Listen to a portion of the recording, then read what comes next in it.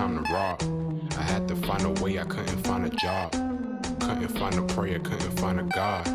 Couldn't find a prayer, couldn't find a God. Black mass, man, it's time to rob. I had to find a way, I couldn't find a job. Couldn't find a prayer, couldn't find a God. Couldn't find a prayer, couldn't find a God. I woke up, then I logged in to that Urban X where they be flexing with that blog in. Put it down, cause my little homie called in. Had to bail him out, he in trouble with the law again. Black skin can't win in the white world. Seen a brother kill his own kid for that white girl.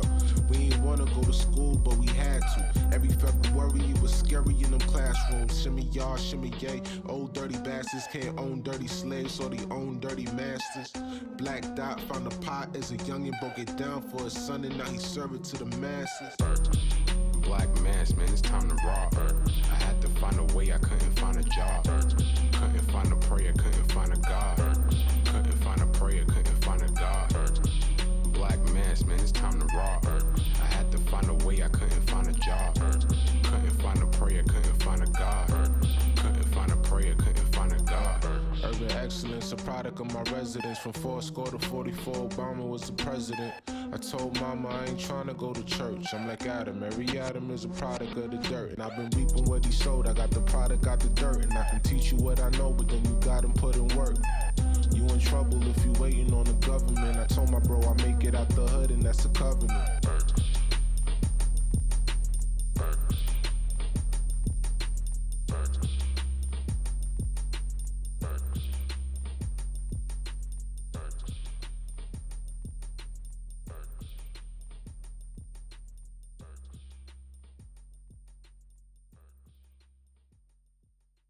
Peace, peace, peace.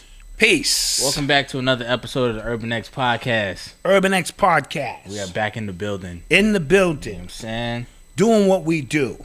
And excuse my co-host over here for clearing his throat at the last second. Clearing my throat. At the last second, like so unprofessional. That wasn't so It unprofessional. was mad unprofessional. It was not.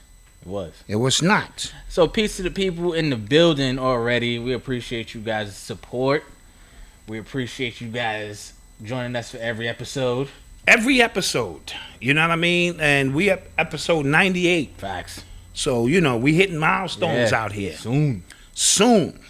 You know what I mean? So, I promised y'all Chinese midgets.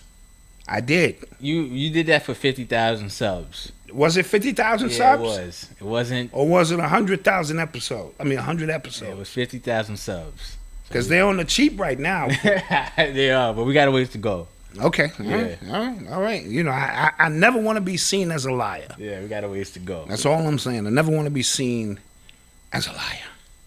So we hoping the sound is good out there. Give us a sound check. Making sure we good. 1 2 1 2. Mike check. You know what I mean? You might hear a little buzzing. We working on it. You know how that goes. So how was your week? Week was great. Thanks, Joshua Tellington. Best father and son podcast. I wish I had what y'all have one day. Just work on it, King. Cultivate it early. Never get old. You know what I'm saying? Oh, I'm the youngest one here in the family. I just bugged my daughter out, and she said, "You need help, Dad." Yeah. Right before I came on, she Yeah. said, "Dad, you need help." Yeah. So just keep it young, keep it light, keep it joyful, and keep your hands on them. I'm always talking about that, keeping your hands on your young ones. So other than that, it's been an amazing time, man. I think the city and world is loosening up a little bit. Definitely. I saw a sign on a store. I don't know where it was, but they said like you better not come in here with the mask. Oh, right. Yeah. Yeah. It was like we want to see your face and we want to talk to you. Don't come in here with a mask. Absolutely. We want to get back to that personal relationship, especially like me and my wife go to this diner. We've been going to this diner for over 20 something years. And it's a very cozy, old school kind of diner. You get a cup of tea. And we missed them. And they knew us by name. They never had to give us menus. When we walked in, they knew what we were ordering. Yeah, I remember I went with y'all a couple times and y'all were acting like I was invading on y'all. You were. Yeah, You were. You kind of met us. Yeah, because I woke up one day and I'm like, where y'all going? Free World Boss. Thank you. Peace, King. Thank you, man. Thank you. And As always. And thank you to Zach. Appreciate you. Okay. So, yeah. You were invading our space. Yeah, I was like, damn, right. That's me and wifey's time. And, you know, every now and then Odyssey will tag along and, you know, act NC. Man, thank you. Momi, #1 trusted brand for black media. We trying. appreciate that. Trying. And we trying our best to make sure we never violate your trust with anything we do. Facts. We're not perfect, as you know. We almost had an argument before the show started. That's just how it goes. Just now, no. And then the lights come on. You said something slick. Just now we were and fine. I was ready to disrespect you, put you over my lap, pow, pow. Because I think he too old. I'm gonna wait until his son is born and let his son witness. Because that's what my mother used to do to me. She did. She used to sun him. She used to sun me in front of my kids. She definitely did. That was big for her. And then they be looking like, oh, you was talking all that smack before grandma was here. So I'm going to be the one that sons him in front of his son to keep the legacy going. So they know, okay, I got to bypass dad and go to Pampa and get things done. Yes, that's how that's going to work. So you want to get into it? Let me start with this. It was all a dream. Oh, facts. Used to read Word Up magazine. Salt and Pepper and Heavy D up in the limousine. Yeah. Putting pictures on my wall. Every Saturday, Mr. Magic, Rap Attack, Mr. Magic Marley Mall. I let my tape rock till my tape pop. Smoking weed on bamboo, sipping on private stock. Way back when they had the red and black. It's like 6 bars. Like Lumberjack. Leave it at 6 bars. With the hat we don't need the whole verse. Remember rapping, Duke? All right. Okay, all right. You are tuned into the sounds of Urban X. We don't need the whole verse. Okay, this is a Biggie challenge. That was my verse. Later on, you got to throw a Biggie verse out. Got you. That's how we got to keep that running. Okay, got you. Yeah. So early this week or late this week, it said that some NASA scientists in Antarctica found some evidence of a parallel mirror universe where their time moves in reverse of ours. Yes, I heard about this. Yeah, and I'm just like, how the hell y'all find evidence of that? You know what I mean? Like that ain't even the weird part. Well, okay, what's the weird part? The weird part is nobody gave a shit. Yeah.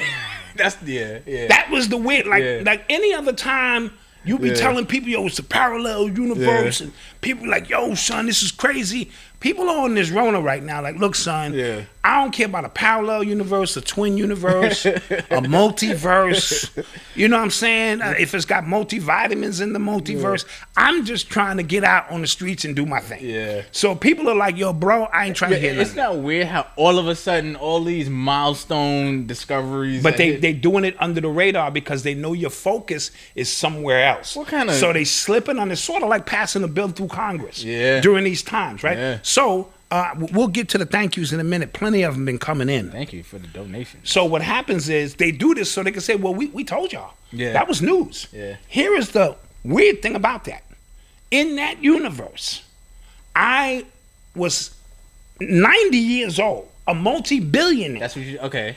And now I'm coming back. I'm on Benjamin Button shit. I'm going in reverse. So now I'm getting younger. So by that math, yes, your parallel self is the same age as you right now. Right now, but we going in different directions. Okay, right? Because when people was talking about like parallel universe, they thinking like just not that time was moving backwards, but like the opposite. So like I asked somebody, what do you think like my opposite self is doing? He said that my opposite self is a skinny pimp. That's funny. That's funny. Yeah. That is funny. That's funny. But no, it's the same me. Okay, so going in, we passing each other. Got you. Right, that's the way I took it. So now, right now, I got all the zeros. I'm working on the one for the billionaire, right? Sense. But I had it there, and now some bad things have happened to me. I've struggled. I'm finding out I have kids I did not know. People are suing me. Things are happening, and I'm going backwards on my Benjamin Button shit. So the only cool thing about it is I'll be getting younger. Right. You know what I mean? Right. So, you want to see the PIMP me. And this me is like, dude, them days is over. You got more time behind you than in front of you. So that's how I take a parallel universe that's in reverse. It'd have been cool if like there's like an opposite you out or there. I'm a white guy who believes that America's values. So not the black dot and the white dot. Yeah. Think about it like that. I ain't think about that. You know what I'm saying? And America's a great place to be, or Planet B or something, whatever it is. Yeah, my alternate self, it says skinny pimp. Skinny I pimp. should be on the guest list. Yeah, The that's M. right. I best to be on. Let me On the check M my, you know, for Mac, baby. my Mac. hand pilot. Now I ain't doing nothing, baby. We got to get this popping, baby. That's funny. So Freddie P, everybody. Facts. I got Kevin Macon. Dante, thank you. Charles, thank you for the donations. Kevin, Pee Wee 40 or blip blip blip. PL White don't. Black Dot is energy. Thank you. I can't. Rashida Terry. Thank you so much. And let me know what you would be in a parallel universe. Throw that out there in the chat. I said my mother would be a bird because she's a square right now. She's a square, so she would be a bird. She would be a bird in the like. Yeah. Your mom's is very She's a dork technical, now. Yeah. very dorky. Mother's a so dork she now. would be out there like, getting it on, getting it on. Yeah, that's funny. That's funny. Yeah, so that to me that's one of the strange things about that is that nobody cares. Well, so there was also some conflicting reports on like the Apple News that said they really didn't find, some scientists. This is fake science news? Yeah, some scientists they said they haven't actually discovered a parallel universe. They think they have, but they've discovered particles that age weirdly, and that's why they couldn't really explain it. So they kind of just said this must be a parallel universe that ages back. Oh, you know okay. What I'm saying? So it's a real roundabout way. But here's another tidbit for you guys in the chat. Delbert Blair taught us about parallel universes 20 years ago. Gotcha. Yes? And when Bobby was getting up, oh man, let me tell you something, man. You know there's parallel, you're not the only one here now. There's parallel universes, and shit. You can do all kind of shit in that universe. That's the way. And so my elders even put the possibility of this into our bloodstream years ago, and that's what made us weirdos. A certain sector of us weirdos because we wanted to talk about things of this, or even sit around and talk about this. And here it is now. Their scientists are catching up to what we collectively have already known. Not taking credit for it, just simply saying, not on some Dogon shit, where they showed them about, Sirius B and all that stuff in rock and in dirt, and then when their satellites caught up 50 years later, it's exactly where they said it was gonna be. We're not gonna go there. But Delbert Blair in particular dealt with a lot of those sciences, and so we wanna big up Delbert Blair, who's on the other side now. Shit, he probably wouldn't have told him, just release the information, okay? I think they're ready for it now. So this is where we are in this world, and that's what it is. You don't think it's again like nobody cares right now? It's like fascinating. That's fascinating because just 2 weeks ago it was some alien UFOs. The UFOs, more UFOs have been dropping. Alternate universes, killer hornets. We seeing it all. What's next? What's next? We seeing it all in this day and time, and nobody cares. Nobody has mentioned 5G in a month, except for the Spectrum website. Their Spectrum. They said, "Yo, we got that. We got that. We got that. We I just saw that commercial too. They was like, "Yo, we 5G ready." But it goes to show you, and y'all think it was insignificant. No, they're showing you the power of mind control in social media. Right. They can wash whatever terms they want, and we just forget about it because our attention span in this social media era is only 3-4 days. Yeah, at least. Maybe a week if it's a real good subject. It's a week, unless we're being directly affected like this coronavirus situation. Because we're in it. Right. It stays on our mind. But if this was like a passing thing, like if Godzilla came through and then he didn't come through no more, we'd have been like, yo, remember Godzilla came through, son? Boy, that was deep, son. No, man, but you know how it is. And we'd be moving on with what we doing. You know what I mean? This mind control piece, they have your brain locked into this social media, this timeline like never before. And if it don't exist within these timelines, it don't exist. Well, we're going to talk about something that like happened in January but never hit the timeline. We're going to talk about that later in the show. But it blows my mind. Like, wait, what the hell? Yes. And then remember, this whole Operation Paperclip is when the CIA infiltrated every media form that you have to make sure they can control the narrative of what they want you to know, what they don't want you to know. They created the term conspiracy theory because people were questioning John F. K's death and what happened. So we are in the mix of it, and we don't even realize how deep it runs. Yeah. You know what I mean? I get to the timeline, and it's already feeding my brain with what they want me to know and what they don't want me to know. You know what I mean? Facts. Yes. So Lamar Grady, thank you so much. Thank you for the donation. Appreciate that support. You know what I mean? My man Dante in the building from Baltimore. Peace. You are tuned into the sounds of Urban X. Biggie lyric. Oh, Biggie lyric. Oh, damn it. Yeah, that's fresher. Ding, ding, ding, ding, ding, ding, ding, ding, ding, ding. Biggie lyric. Ding, ding, ding. Stop, it's pressure. Stop doing this. I got one.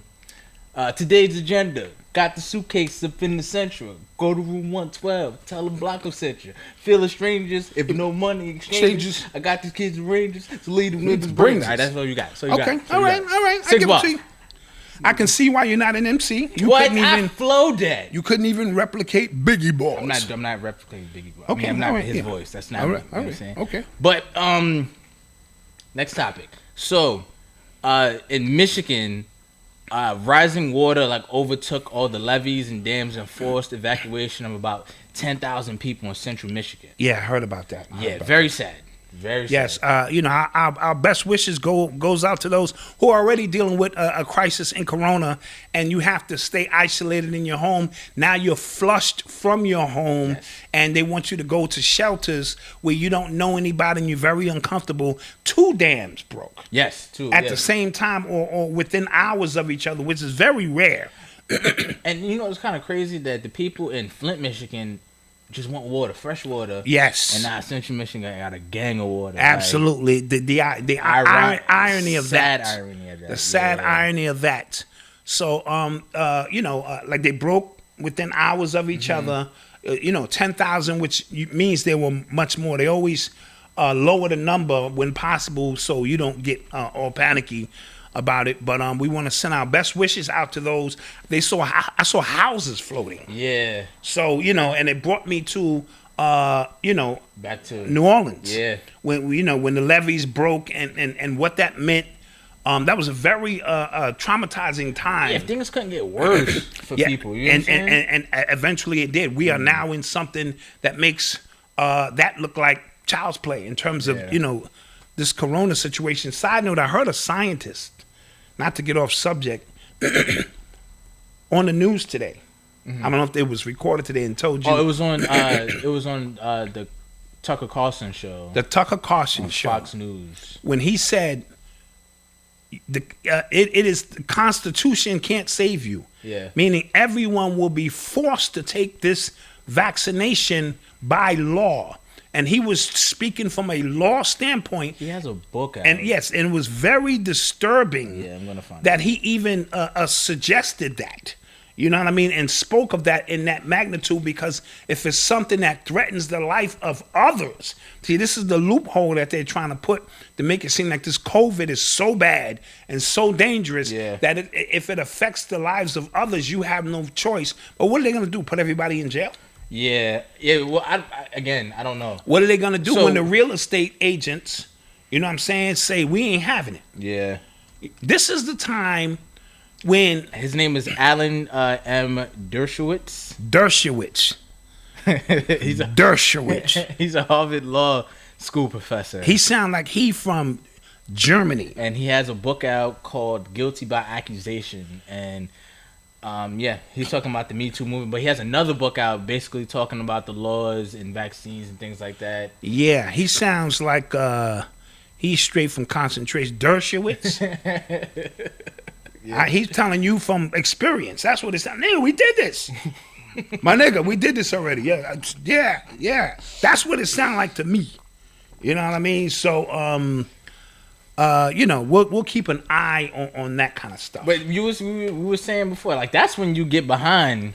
Oh, this is when you get behind white Billy, people. yeah. Yeah, white people Yeah. are not going to go for this. Yeah, you better not. So they're like, please. So this is when we unite with white people, the real estate It was agents. crazy how just matter of factly he was talking. He was talking matter of fact. He was like, he said the government, like the Constitution, you don't have constitutional rights when it comes to public safety. And then that's how they're going to frame it. Exactly. I was in the laundromat the other day, and you have to wear a mask when you're doing laundry, right? Right. So it was a guy in there. He just kind of took his mask off, like just hanging from his ear. And one of the workers came. She said, "Who doesn't have their mask on?" And then she told the guy, "Can you just put your mask back on?" Then she went on her business. And then she came back. She was like, "Can you please just show this woman that you have your mask on?" And it was a customer had 3 masks on her face. Oh boy. And was so paranoid that he didn't have his mask on. Yes. She was gonna stop whatever she was doing. So then that was just a snapshot to me. Like, some people are so fearful of what's happening. Like, absolutely. Whatever comes down the pipe, like if a vaccine was to come tomorrow, she would have took that. Right. Chris Middleton, yeah, they could use military force, but if you do that to white people, then all bets is off. I'm joining with the white nation and the real estate agents when this go down, and I'll be marching with them the way they marched with us in the 60s to get what they wanted. I'm like, touche, and I'll be white power. Touche. White power. Was... Yeah, hey, I'm with y'all. Aren't you Black Dot? No. This is a parallel universe. Shit. That's not who I am. I'm somebody else. That was a good one. You know what I mean? I will not take the vaccine. I'm white dust. Yeah. White dust. I like that. Black Dot to white dust. Facts. Jesus. Yeah.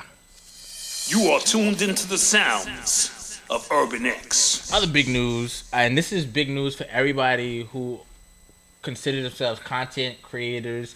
The podcaster Joe Rogan, we've been talking about his show like crazy, like just recently. Peace to Alvin Kershaw. Thank you so much. And we've been talking about his show recently because of his interviews with like Elon Musk. He just inked a deal for like 100 million plus to take his podcast exclusively to Spotify. I heard about that. Yeah, so it's not, they haven't bought the IP of it. It's a licensing agreement whereby January 1st of 2021, his whole catalog will be up there, and you can only exclusively get his stuff on Spotify, even video too. Spotify, they doesn't even have video right now. But no, they getting ready to launch. I think they do the pilot with one particular group because what they're noticing is podcast, the audio is one dynamic, as we already know, but the visual dynamic adds something else to what it is that we do. You know what I mean? So Spotify is trying to get a bigger piece of the pie. Yes. You know what I mean? By laying out this, extra piece to the platform as a tidbit, because you'll get other content creators who are not about expanding it. They like exclusivity. Yeah. You know what I mean? When they say I'm only on Spotify and this is where you can find me. So yeah. Well, you know what's crazy? That strategy actually works well because everything is so readily available. So now if you're an artist and you can stream your music on YouTube, everywhere, Apple, this, that, it kind of doesn't it doesn't really show your real market value, right? Right. It dilutes your market value. Yes. So if you say, if I have like this huge platform, which Joe does, and he said you have to go through Spotify to do it, Spotify had to cut a check. And then if you've seen, their stock rose like 7 points. Wow. As soon as he announced it, that he was going there. You get what I'm saying? That's how big he tilts the scale. Yeah. And his videos get 100 million, like a million. His audio downloads a month. He get like 80 million downloads a month. 180 million downloads a month. And his videos on YouTube, you've probably seen his videos, like 10 million, 14. His last joint with Elon Musk had like 14 million the last time I checked. Yeah, you know so he's doing. So, and what he also is doing is smart. He's leaving he has a Joe Rogan clips. So he's leaving that. He's leaving the clips up. So that's a tidbit to get you to come over. Yeah, smart. If you want to see the full joint. Shout out to Kev from Birmingham. What up, Kev? I see you, Kent. I see you. That's smart. And what that does is it shows the value, especially now in state of quarantine, corona, everything, that podcasters, content creators, all that's increasing. Yeah. Everyone and their mother think they can do what it is that we do now, because they're home and they're, oh, shit, I can start a podcast. I know how to talk.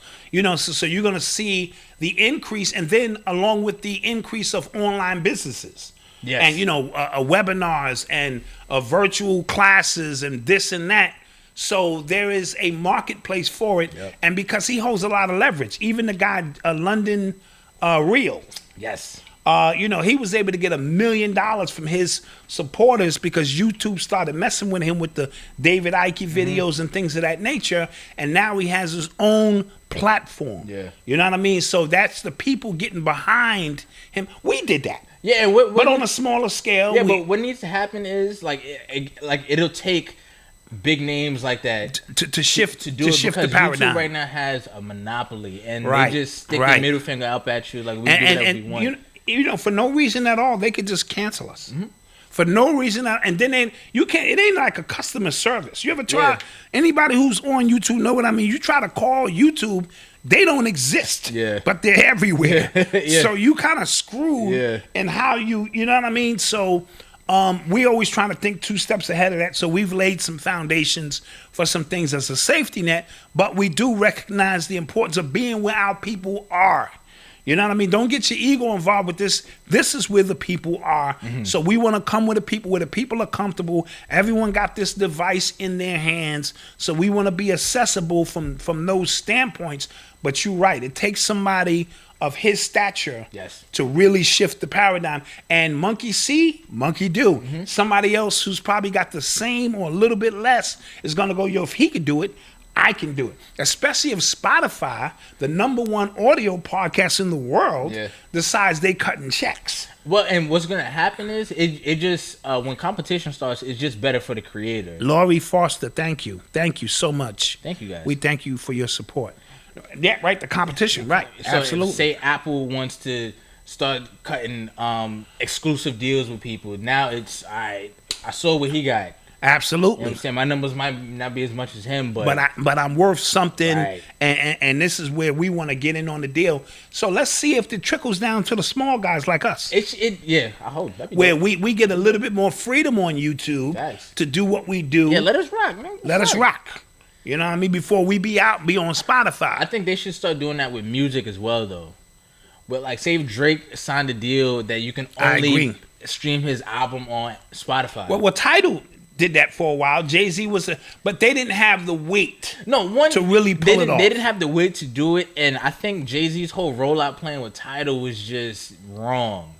I think he tried to come out. He's a billionaire, and No. Okay, but nobody listens to Tidal. No, am I bugging?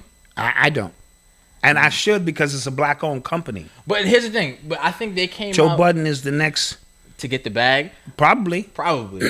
Absolutely. He see what's going on. Now, his audience isn't that big, but he has a huge following. He was Absolutely. the #1 on Spotify before Joe Rogan got there. Yes.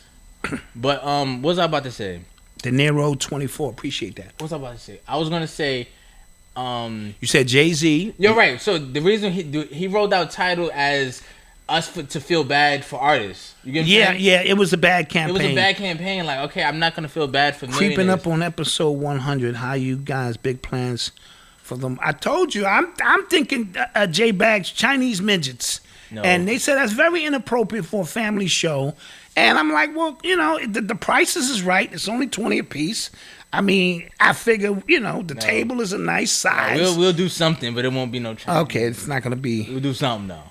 We'll do what 50,000 maybe. 50,000. We'll do what you want to do. Just saying 50,000 maybe. Anywho, but I agree with you saying he played the sympathy card. Yeah. Like, yo, we about the artist, and you should join us. And I get it, because what you want to do is always see the artist empowered. Yeah, but again, But he got cocky with it too. and rappers, I don't know, rappers as a culture, like we're just a cocky. That's why the first 2 albums, when a rapper goes up to a radio station, they give you their ass to kiss, They do. right? And then the third album that come out, they asking everybody, yo, I would love your support if you buy my album. They humble themselves. Yeah, and then you buy their album. What they doing? Giving you their ass to kiss. Giving you still. their ass to kiss, yes. And this is the inventory that we're gonna have to take when we start talking about great music, because at the end of the day, it boils down to the music. You know what I mean? And I think we're coming back around to it boiling down to the music. That's why last week we highlighted my man Amin Ra and his boy Issues with their piece. Tonight, side note, after we get off, All right. as soon as we get off, right next door at Black Magic 363, I got it right this time.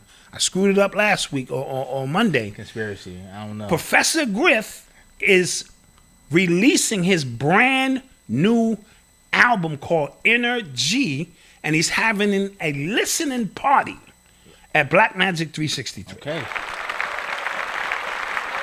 Clap that up. Now, I must, in fairness, tell you I'm not on the album. You didn't make it. I didn't make the cut. Even though I thought your verse was dope. No, I think the verse is dope, but we were having scheduling problems because remember, this album for Griff was supposed to come out March 21st. And then when the corona hit, he kind of pushed it back and getting a studio time and this and that. I got the verse in, but I don't know if I got it in up under his producer. So he hit me up and said, Dot, just bear with me. He said, I got an EP coming out in the summer and we'll put it on that. So I'm gonna rock with that. Okay. One thing I can tell you about Griff, his integrity is impeccable with me. If he tell me he couldn't get it up under the radar, I'm gonna take his word for that. You know what I mean? So what we gonna do at 11 o'clock, because it happens at 11. Okay. We gonna sit here and chill, do our thing. Okay. And then we gonna go next door. And if you go next door with us, make sure you hit that comment section and let them know that you from the Urban Nation. Because last week, Rich got a bump. Oh, facts. With Phil Valentine, they had about 1,000 and Yeah. change.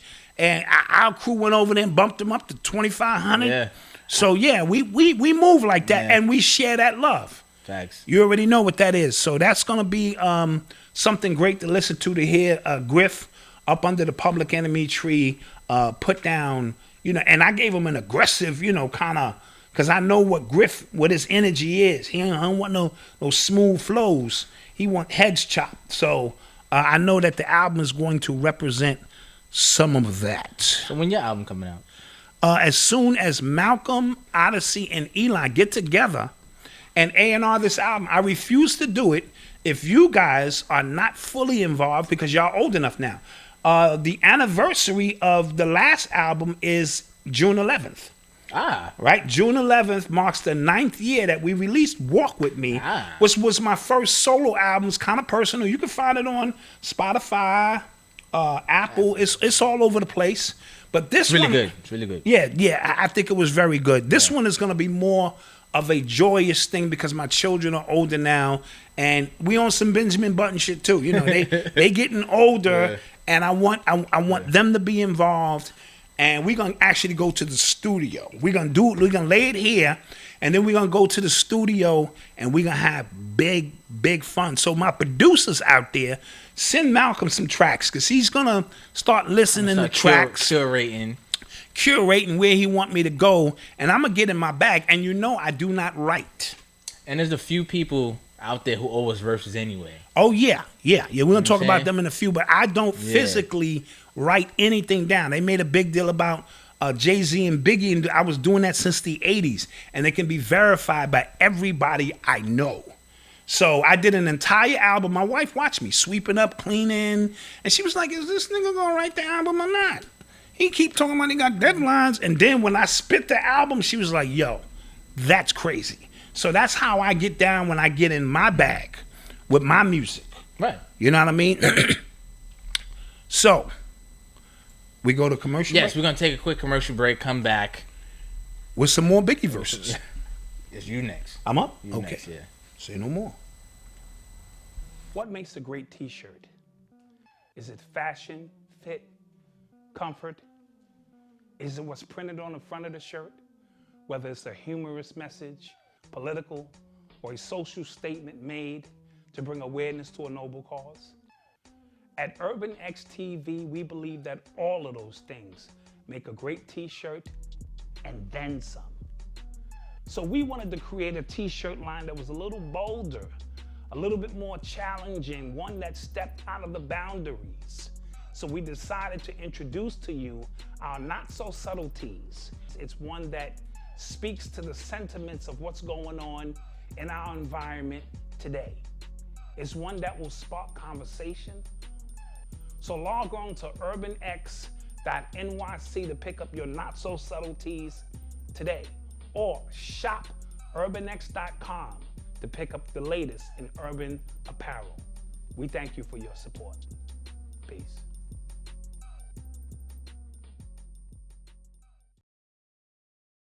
And we're back. Your reign on the top was short like leprechauns. Okay.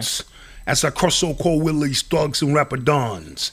Get in that ass thing fast like Ramadan. It's the rap phenomenon, Don Dada. Papa, you got to call me Francis M.H. Okay. All right. That's a good one. That's a good one. Yeah. Clap that up. Yeah, that's a good one. Keeping Biggie alive today. He would have been 48. He'd have been 48. Wow. He'd have been 48. You know what I mean? So he would probably be a little mogul by now. Wow. You know what I'm saying? Man. I'm not even sure if Jay-Z and the boys would be breathing the way they are. You know what I'm saying? With his ability to, do his thing. Wow. Or Somebody maybe a space for everybody. You know what somebody said? Somebody tried to make the argument that if Biggie was alive, he would just be like where like Raekwon and was at. He would just be like, we know you're a legendary rapper, but he wouldn't. Well, we don't know what his business mind would have developed into, because you don't just come out being, Jay-Z. Yeah. Or Diddy had more of a business mind up under Andre Harrell. Gotcha. You know what I'm saying? Learning from Clive Davis. Learning a couple of things from Clive Davis. You know what I mean? So, so Biggie was already, remember, he had to deal with Undies, Rivera, because Junior Mafia and all of them. Yeah. So he was already peeping game. One thing about these Brooklyn dudes, right? They peep game. So he was like, oh, I ain't making no money with Diddy. Oh, the money is in the publishing and the writing. Oh, let me peel off and do my own thing. So I will give him credit for that. But in a long story, I do think Jay-Z would have had an existence. Biggie, remember, they was going to do something together. You know what I'm saying, the commission and some other things. So I do think, but I do think it would be different if Pac was still here too. That's another story. His birthday is coming up in June. So these are Geminis. Gotcha. You know what I mean? All right. You are tuned into the sounds of Urban X. So a few days ago, the NYPD had to shut down a yeshiva school in Brooklyn because they were operating. They were fully operating like nothing yeshiva, wrong. If you real estate agents, them in this school, it was like 60 to 100 people in the building, and fully operating with Did they even write a summons? I hope they did, because I'm hearing they didn't even write a summons, or they barely. But had that been us, bro, we'd have been and not playing the victim card, face down on the floor. Kids would have got pepper spray. Yeah, kids kicking kids, and you know what I'm saying, wilding out on us. So it just goes to show you the two different Americas. But the two different New Yorks we live in. How about that? It's like, why are they being not so brazen at this point? But it's just like, just hold it down. You know what I'm saying? If you want to just be low, what you're doing, kind of lay low. Just do it like no. This is blatant. Yeah. This is blatant, and we live in two different Americas. And every city you go into, you can pretty much know. It's two different. You cross this train track or this avenue or this something, and it just continues to operate in that magnitude. And the mayor he threatened them with a cease and desist. Oh, he threatened them. Yeah, with a cease. To make it look good. Yeah. Yo, don't have me. Hold me back, son. Yeah. Yo, if Malcolm let me go, son, hold me back, son. You know what I mean? Yeah, one of them kind of things to make you save face and look good, but you're not messing with the real estate agents. You're not gonna do it. You're not gonna do it. Crazy. And they put too much money into organizations and things of that nature. So they get what they want. And if we learn nothing else, we better learn how to pool those dollars together, because that's the only time we're gonna get the actual respect. Unless it's either pulling out the gat or you're pulling up the dollars. One of the two.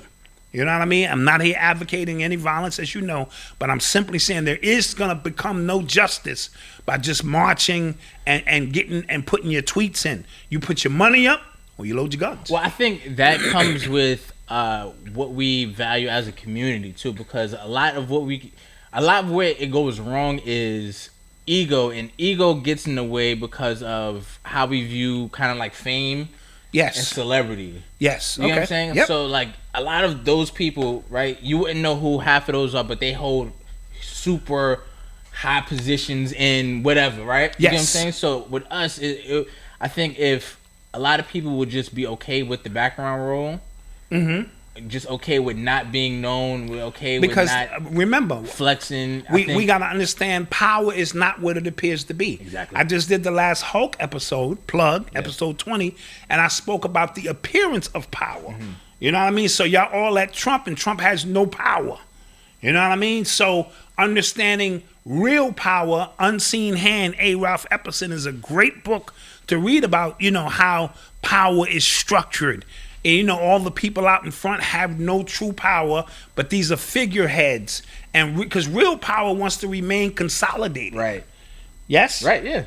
Right. Like so again, if all of us were to come together, it'll really just take a real shift in mindset to have that type of result. Yes. I would say. And it'll take those funneling their money properly, moving money, spending their money properly, unseen, anonymous, just money. You know what I'm saying? Because there's a guy in Harlem, and he owns on one. This is I want to say 120th to 119th and 8th Avenue, owns like the whole block. Never seen him before. Exactly. I just know he owns. Is he a black guy? Yeah, he is. Okay. Yeah, See? he is. He owns like three restaurants. You mean so he ain't coming through with no chains, no Bugattis? Nope. Talking about he ain't doing that. Nope. He just moving silently. Yeah, if you live in he owns chocolate mocha, like they're in two opposite ends of the block. He owns the new coffee shop, and he owns a clothing like right on all on beautiful that one block. All in. I'd like Yeah. to interview him one Facts. if he would, oblige. So Facts. that's what we call real power. But again, back to slavery, slave times, never having anything, wanting to feel good and empowered about having anything and showing off. That's a poverty mindset. I was watching E.T. Yes. You know what I'm saying? Eric Thomas. Y'all know who Eric is. And he spoke about a poverty mindset. You know what I'm saying? And so we have to begin to move beyond a poverty mindset. And our rappers are not helping us. At all. You know what I mean? Because what they're doing is showing off perceived wealth. Or they're not even wealthy.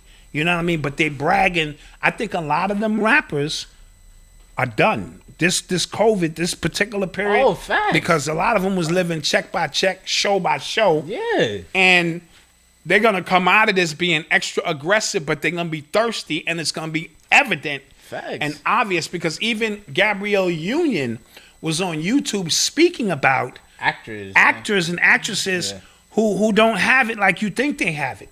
So, these people that we constantly adore and put up on pedestals are broke. And not just they physically broke. Chef Woohoo, thank you. Chef Woohoo, thank you. Wahoo.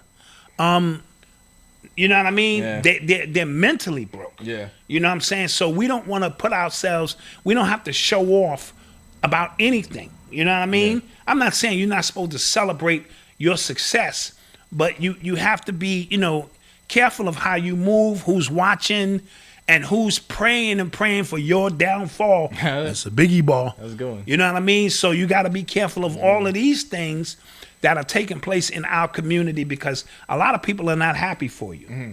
They act like they are, but they're really not. Yeah. So when we get past the point of money not being a thing, you know what I mean, where we can invest and appreciate it, I think we'll be more empowered as a people.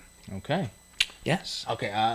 I'll keep it. You started with that was kicking the door. Kicking the door. So, all right. This goes out for those that choose to use disrespectful views on the king of NY. That why try throw bleach in your eye. That's what I'm giving you. All right. All right. You are tuned into the sounds of Urban X. If you, we've been talking about this Ahmaud Arbery thing for a few weeks now. Mm-hmm. One of the McMichaels, the father, I believe, was filmed. I'm not sure the validity but it's been circling around. He was filmed at a KKK rally, and that'd make a lot of sense for the way this whole thing went down. I would not be surprised. I wouldn't be surprised at all. Yeah, I would not be surprised. Yeah, in any shape, form, or fashion. So I just want keep your eye on that. We just giving you details as they come out. Right. When it comes to that. Oh, anything? Oh. No. Oh, so on the topic of pooling our money together and keeping things, within the community, there's a footballer or soccer player, rather, his name is Mario Bartoli. I don't want to ruin his name. And he was talking about African soccer players going back and starting their own league in Africa. He's pulling their money together and keeping the talent on that continent. Because if you remember, I think it was France that won it a few years ago. Like the whole squad was African. Yes, right? Yes. So I'm gonna find a quote for you to read exactly. Okay. Yes. Because I thought it was deep, and I thought when it comes to that kind of stuff, because even in Africa, soccer is already a big thing. Absolutely. So it's not a big transition for them to all go home. Right. And create a powerhouse team. Exactly. And then a lot of times soccer is the economic base of a lot of these. You know what I mean? Because he was talking about I'm going to read the quote for you right here. He said, "I challenge all you African footballers to put your money together with me and leave the racist Europe and build stadiums in Africa and develop our youth. We have money. We can build at least 5 world-class stadiums in each country and sign a petition that no players will be exported to Europe ever again. And here in Africa, they will play under love of their sisters and brothers. No one singing racist chants and no one in the stands against them. We are more talented. We make more champion. We can make our Champions League quality and our league's quality. We have great talent that's never appreciated abroad." Right, because people throw bananas at them, call them monkeys, and an entire bunch of things they do. Yes. You know what I mean? And for them, I applaud that. Let's clap that up because Balotelli. Sorry, yeah. Yeah, if we butchered it, Yeah, you know what we're talking about. I'm sorry, but this is in line with what we think about consolidating our power because they are the commodity. Mm-hmm. That's like a diamonds and rubies that are exported out, making other places rich. These individuals who play this sport, the biggest sport in the world, most people don't know that, soccer, when we export our players and then they're not even valued or treated properly, this is what happens. So it's not very hard for them to say, everybody bring it in, yo, bring it in. And it's also under, they're all under the same conditions as far as like racism goes, right? Yes. So we all getting treated like this everywhere we go. We're only just playing this because we have a love for the game and we're getting paid for this. So if we all say, all right, let's go back home. Let's go back home. So that's different than the NFL situation with cap and things like that. Right. Because one, there's majority white players or majority white fans that watch football. Right. American football. Absolutely. There's a lot of white players that play football. So all of our players, most of the black players are mostly skill positions, and we all know that's not what makes up an entire football team. Right. And two, when it comes to I guess the system infrastructure that the NFL has, I think would take way too much. Yes. Right? Absolutely. But for them to transition, I think it would be different. You know what I'm saying? would be different. You get with a president from your country, like, yo, this is what we're trying to do. This is what we're trying to do. We're bringing the best players home. Now let's be. And then there's countries. Those countries have national teams. Yes. You know what I'm saying? So it ain't like you have to go and build the stadiums and the infrastructure like you said. This is already in place. Let's just go home. You know what I mean? Mm-hmm. So with that being said, I think that's a great move. And also, I forget which president, maybe the people in the chat, I'm going to use the lifeline. The people in the chat can tell me which African president recently said they're going to stop receiving money from outside countries. Was it Zimbabwe? Might have been Zimbabwe. Somebody in the chat knows. And I think that's a start. You know what I mean? Because all of the resources is coming from where they're at. So that's a start. You know what I mean? So big up to this player here who either is going to die or start a movement. Yeah, one of the two. Oh, my gosh. That's messed up. One of the two. You are tuned into the sounds of Urban X. We've been keeping track because remember I've been the one saying that Andrew Cuomo is a creep. Yes. I've been saying this. Governor Cuomo from New York City is a creep. People have been banding behind him. Oh my gosh, we wish we had him. He's been really serious about this tracer program. He was on the news the other day talking about, people to apply. There's actually a link to a course that can help you apply for the tracer program, so you could be one of the people who are. Well, how much they paying? See, look at you. I'm like, listen. My grandbaby need remote control cars and Legos and shit. Man. You know what I mean? Hey, as long as he know Pampar will do this for him. Okay? No, serious. How much they paying? They paying good? But yeah, it's like a 5-hour course online. I was just like, yo, this is real. They got a 5-hour course to prepare you how to deal with people. I guess. I knock on people's doors, I didn't even click it. I was just like, what the hell? Yeah, that's a little crazy. A little crazy. But look how many other states that are probably doing that are we don't even hear about. True. Other mayors who in smaller places who are inciting the people. Look, there's these jobs, and let's go and let's get this done, because there is a huge population of people who feel that that's the only way to go. Yeah. This thing has come by and ravaged the world, and now we need, solutions. Yeah. Everyone needs to get plugged up. So yeah. But their place is opening right now. But I saw somebody, like, they were talking about they happy their Chinese stores open. I was like, fam, we gotta do better. You gotta do better. We gotta do better. Gotta do better. I missed the general size myself, but no. But we gotta do better. We gotta stand on something. Gotta stand. If we come out, again, if we come out of this the same way we into this, we get everything that's coming. And that's with everything. That's with everything Your across the personal board. life. That's with everything. That's with everything across the board. Senator Kamala Harris from Cali. She's also working on a bill that'll make terms like Chinese virus, the Wuhan virus, or Kung flu as hate speech, hate crime. Like, yeah. Wait a minute. Is she Chinese? No, she's not. Is she Asian? Nope. Is she Korean? Nope.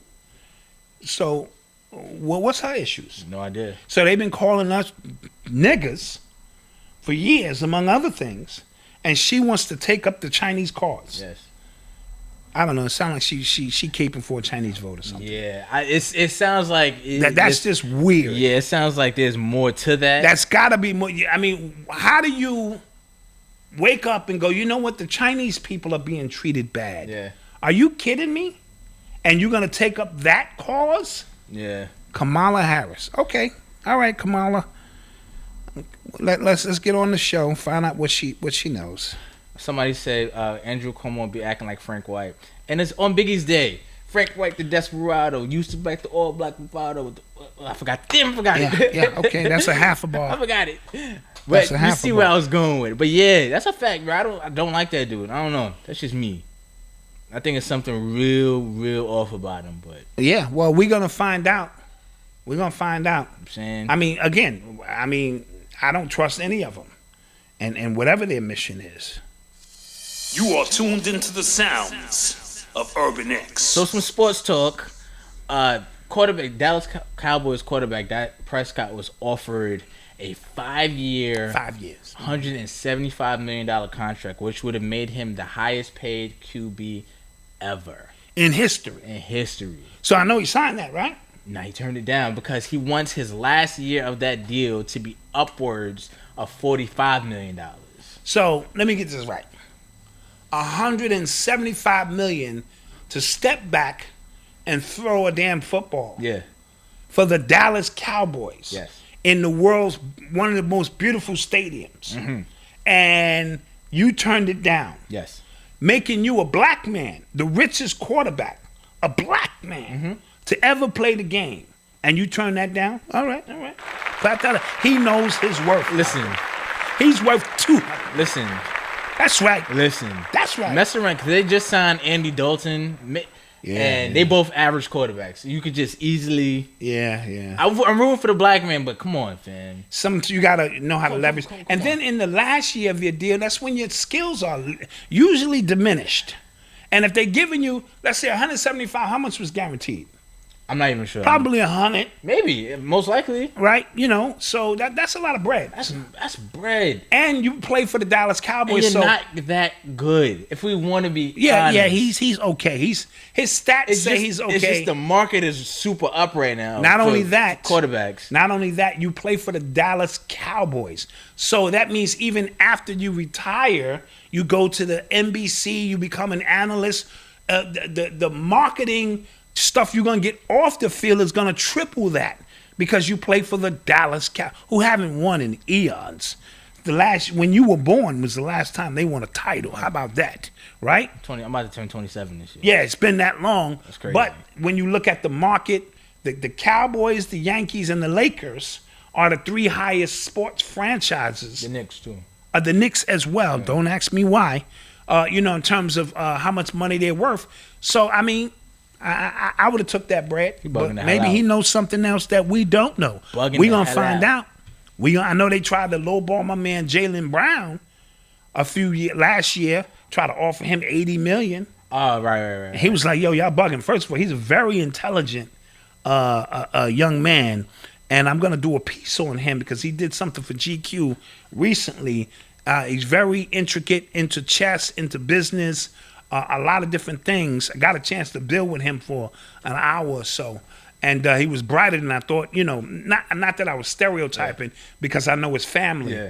But, they had to give him an extra $35 million. So maybe, your man is like, I don't know. He might know something we don't know. But, yo, for the people who are here with us right now, it won't hurt you to hit that like button. Yes, please. You know what I'm saying? Wipe your shoes before you walk in the crib. Yep. Yeah. Hit the like button. You know what I'm saying? We'd appreciate that. Definitely. All right, we had 963 people. Get them up. What did you think about the last piece of the Jordan doc? We didn't get to talk about that on Monday. Oh, I thought the Jordan doc was pretty good. I didn't learn a lot that I didn't already know because that's the era I was from. But it was told from Michael Jordan's standpoint. Yeah. So he controlled the entire narrative of the story. And I'm going to tell you this, if you give me a 10-part documentary to tell you about the Black Dot was the greatest. Everything Black Dot touched and did turned to gold. And, right before a lecture one time, I had the flu. But because the people paid me, I still went out there. And they were saying, wow, he looks sick.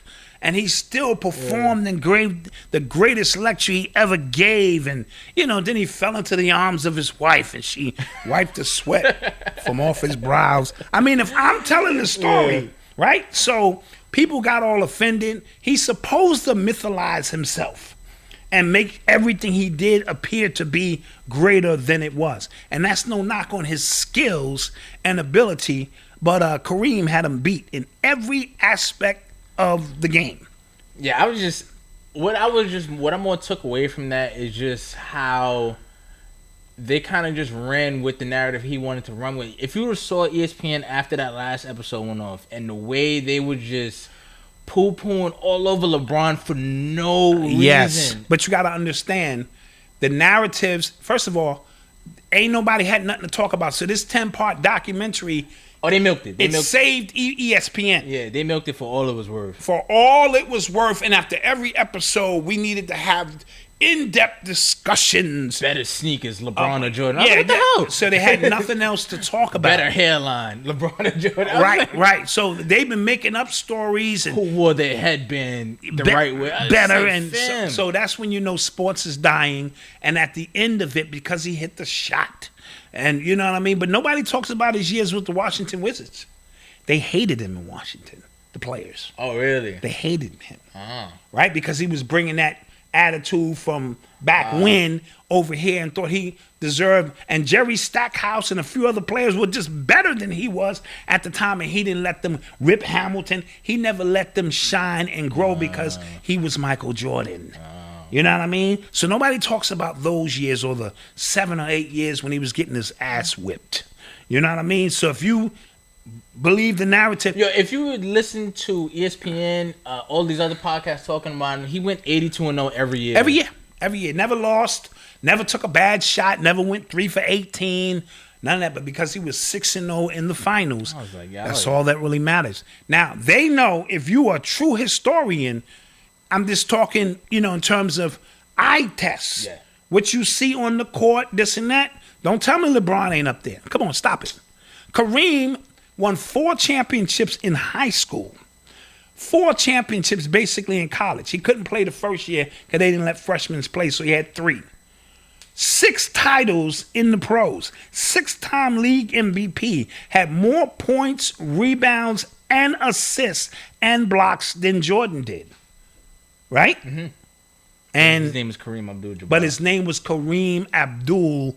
Had he stayed Lou Alcindor, yeah. right? He would have had a great up. They don't even bring his name up in the conversation, which is blasphemy. Yeah. Right? Now, even if you pick Jordan, because he was dynamic, Jordan sold Gatorade and Snickers.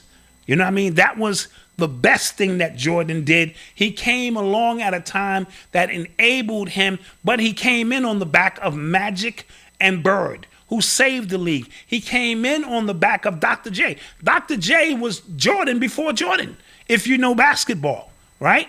You went way back. No, Dr. J was the greatest way back. Okay. that I seen. You know what I'm saying? Yeah. In terms of my favorite, but Jordan took it to a next level. Takes nothing away from his tenacity and what he was able to do, but they were able to market Mike. So Mike did save the league. His value in terms of saving the league, but if we just talking, and Kareem had the most unstoppable shot I ever saw. And what do you think about Paul Pierce saying LeBron not top 5? Well, that's Just Paul like- Pierce just like getting in his feelings. somebody in the chat just said that. In his feelings because Fred X just said that. And that- Elmatic, what makes Jordan the greatest? Help me out. Just help me out. I'm talking about the eye test of play. What made him the greatest? yeah. Just simply saying. Kareem had a skyhook that the minute it left his hand, if you blocked it, it was goaltending. The minute it left his hand, it was good because you can't block it, right? Yeah. But because he didn't shuck and jive and sell Gatorade, which ain't a healthy product, and Snickers, which have killed more kids. Yes? Oh yeah. So let's just keep it a buck. You know that Gatorade. This is like completely off topic, but the Gatorade they sell was not the original formula that I was remember. created. The original formula I heard was like a slimy goo. So but I heard it was really like it was good in terms of what it was there to do for. Yeah. Right? Yep. So let's not just let's keep it a buck. Okay. And I watched Jordan from the time he came in. I actually thought Jordan was better in '88 than he was in '98. I told Eli that today. Oh, yeah. He looked at me because he was so you said that. raw. You did say that. You know what I mean? Jordan got smarter as he got older and understood the game from a mental say that. standpoint and how to defeat people mentally and develop a little jump shot. But man, in '88 to '91, boy, Chi-Town Jordan put that work in, would have never won without 2 great supporting casts, Pippen and Horace, and then Pip. Well, that's a Blue Green. That's a great statement because for some reason we think it's an individual sport. This is not tennis. This is a team sport. I don't care how good you are. If all we got to do, especially in the playoffs, is lock in on one player. I saw them do it to Jordan for 7 straight years. They just locked in on Jordan. And you know what happened? Jordan would have 55 points, and then nobody else would be in double figures. It'd be 7, 9, 8, 2, and they would lose, and he would get frustrated. It wasn't until Pippen stepped up. Pippen is a better defender than Mike was. See, Mike was a gambler by nature. You know what I mean? Not only off the court, but on the court. So by him going for the steals, guess who was behind him? Horace Grant, Pippen. A Cartwright, dudes who could, you know what I mean, pick up that slack. And then Rodman, you know what I mean? So this is always going to be about a team sport. But that one individual that rose above the rest, Michael Jordan, hands down. I mean, who could, you know what I'm saying, in his era. But what makes him great is not that he won 6 championships. Fuck, Bill Russell won 11. Horace, Robert Horry got 7. You know what I mean? So it's about how you deliver in the clutch, but your team has got to be it. And I heard Pippen is pissed right now Yeah, he is. because of the way he was portrayed. I thought he was.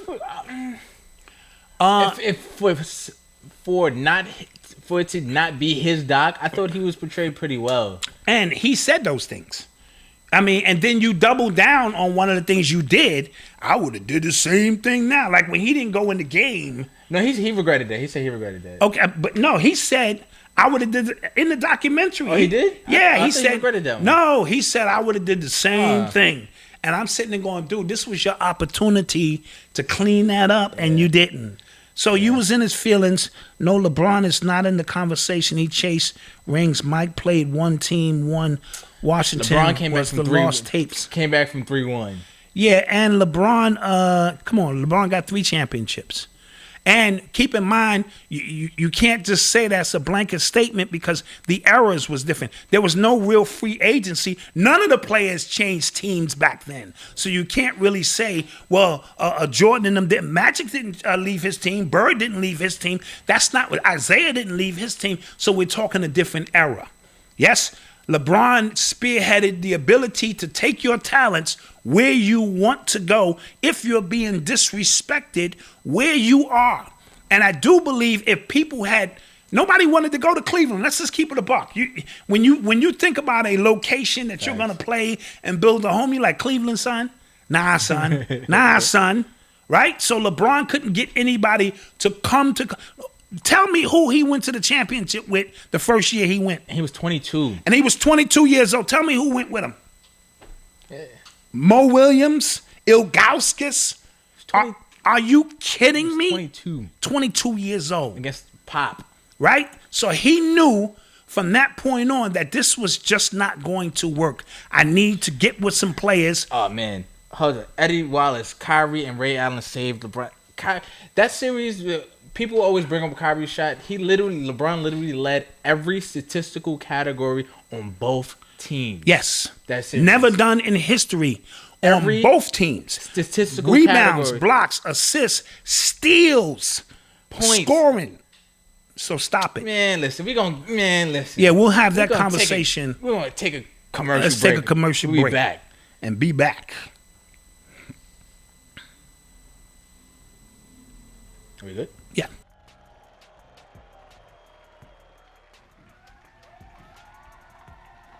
All right. How y'all doing tonight? Ladies looking good. Listen, I grew up on hip hop. You guys grew up on hip hop. Skinny jeans, dresses, mumble rap, funny hair, auto tunes. What the hell is that? Purses. Oh my God. This is crazy, man. Listen, you guys have been a great audience. Log on to shopunx.com to pick up the latest in urban apparel. I love you. Good night.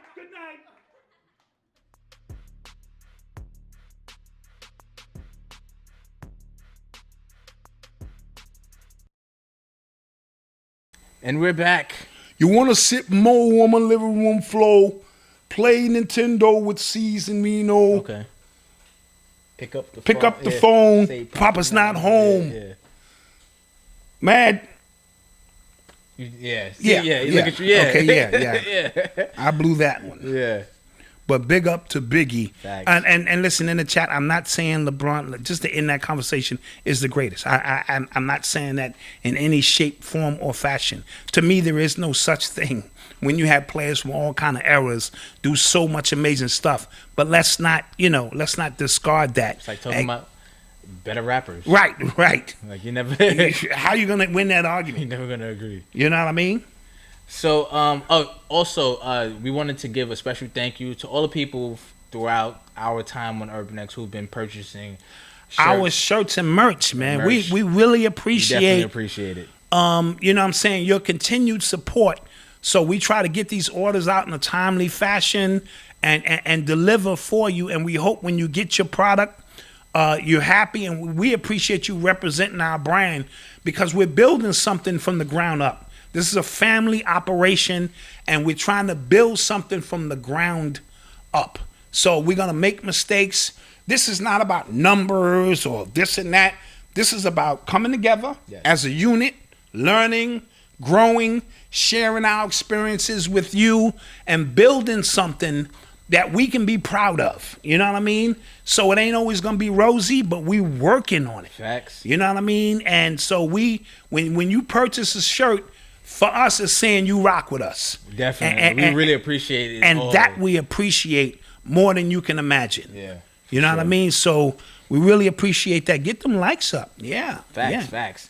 So I've recently I recently came across a leaked call between Joe Biden, John Kerry, if you remember him. He was a senator. He was I do. Senator. He actually ran against Bush for his second term. Yeah, I remember. Yeah.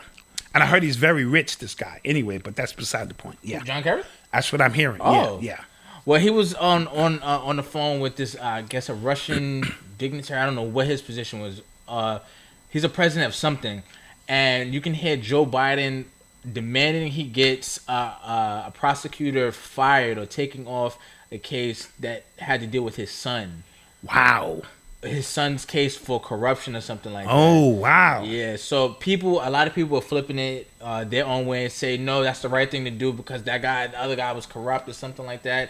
So, and what's the source of the leak? Because it could, again, it could be Republicans. When we speak a lot, these guys are leaking on each other. Yeah, it's happening. It's going down. It's going down. There's war happening right now. And then Joe Biden, he actually is announcing. He's about to announce this woman to run with him as his VP. So the black lady's not Abrams? Nope. She didn't make it? No, he's telling Avery Klobuchar to get vetted so she can. She's a white lady? Yes. Okay. Yes. So he's going with the white lady. Yeah. That's his right.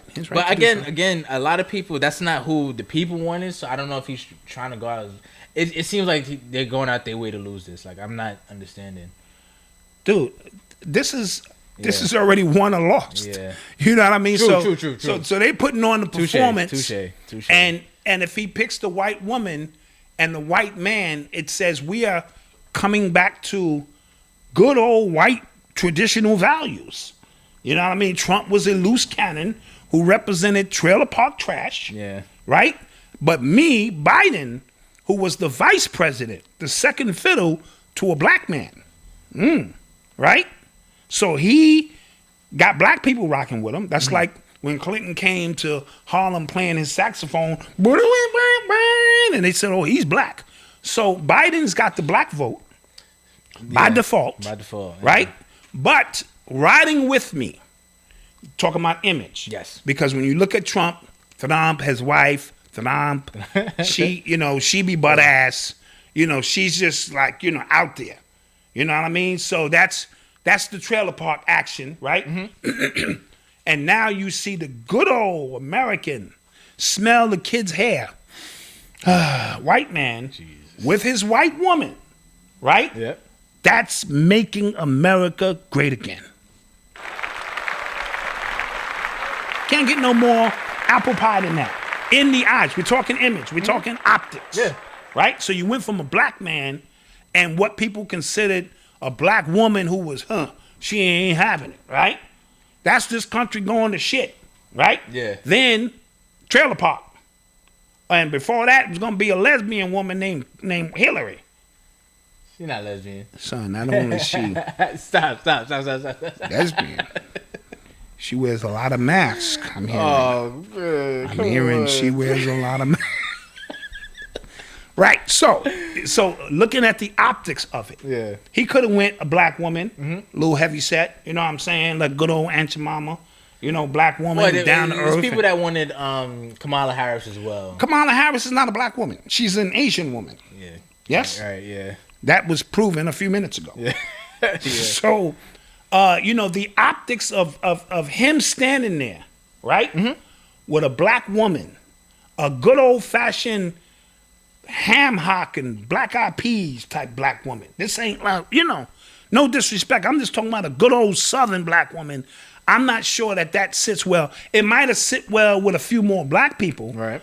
But it's not going to get you white people going, either I'm going to vote for Trump, and goddamn, what's his wife name? That lady he wee with all the time. I saw her titties in the magazine. What's her name? Ivanka? No, that's not Ivanka. What the goddamn, the one that had her ass out? Hey, listen, I'm not against, Eulania, whatever, Eulania, whatever her name is, goddamn it. I'm going to take Trump and her over goddamn Biden and some goddamn nigga he done picked up on the side of the road. Yeah. Goddamn it. I mean, this is how they see us. First of many. Keep up the good work. Oh, thank you. And out of Dallas. And Kyrie? Thank you. Kyrie? Thank you. Thank you. Appreciate that support. I know I done butchered your name. Yeah, we're sorry. We hate when we do We're that. sorry. I'm over here drinking water. Yeah, we hate when we do that. When I drink water, yeah. So I have an Urban Xcellence Story. Urban Xcellence Story. This is my favorite part of this show. Urban Xcellence Story goes... Hold on, wait a minute. This is sponsored by your ad here. Exactly. Yeah. So this goes out to a woman named Tavonia Evans. She's a founder of a popular, it's called Guapcoin cryptocurrency. She created her own cryptocurrency. Wow. And she also has launched a social media platform called NU, and it's short for New World Order. It's a platform that creates digital diversity for black and brown people by revolutionizing social media and allowing anyone of the African diaspora to be in charge of their own data, unlike every other social media. Whoa. I got to drop a bomb to that. And then you got to say it all again, because our people need to hear that. Yeah, so yes. So it says this platform creates digital diversity for black and brown people, revolutionizing the social media and allowing anyone of the African diaspora to be in charge of their own data, unlike every other social media. I'm loving. And what's her name again? Tavonia Evans. Tavonia Evans, we applaud you here at Urban Xcellence. This is an Urban Xcellence Story, and this is leveling the playing field. Yes. Once you understand the codes, this is why the new generation, we got to teach my grandson how to code early. They got them little games only because it's the hack inside of the mainframe now. So now we have people like Tavonia Evans hacking into the mainframe and saying there's unlimited wealth and potential in there for us. We can get a piece of that action. Right. So we want to applaud her. The social network is called NU. NU, yes. NU. NU. And so is it like this NU.com, or we got to kind of figure that stuff out so we can kind of share that information so we can begin expanding on other. Urban X needs to be on NU. Facts. We need to get a little page on there and start figuring out how to get our digital chips up. Facts. Yes? You are tuned into the sounds of Urban X. Let's everybody get their questions ready, because we're about to start taking questions from the people. If somebody who keeps saying he has a question, we're going to get to you, sir. We'll get to you, sir. We'll get to you, sir. So this is another story. Facebook CEO Mark Zuckerberg says his employees now will soon have the option of working remotely for good as well. Oh, forever. If you remember, the Twitter CEO said that. Yes, so monkey see, monkey do, basically. Like I said, like these companies always, especially these But tech what's companies, the catch with this? So the catch with this is, depending on where you live, your salary will get increased or decreased based on where you live. Now, that's the confusing part to me. Because they're saying if you live somewhere that is not high rent or something like that, then what I pay for rent is none of your business, sir. Yeah. You know what I mean? This is the job I'm doing. Yeah. Colton, thank you very much. What up, family? Proud supporter. Appreciate you. Yeah, so I don't understand where I live. I live in an apartment with 39 Africans. That's none of your damn business. We share the rent, and then one day we're going to all blow up and get houses. Yeah. Right? We're 5-year plan, because that's how they do it. Right? They'll have a 5-year plan to live basically on top of each other, and then they explode, and then they own the African mart, or whatever it is they came to do, right, while we living above our means. You heard? Yeah. So I don't understand. Maybe somebody in the chat can explain to me What that means. Well, I'm also fascinated in all these companies who just trying to let everybody work home.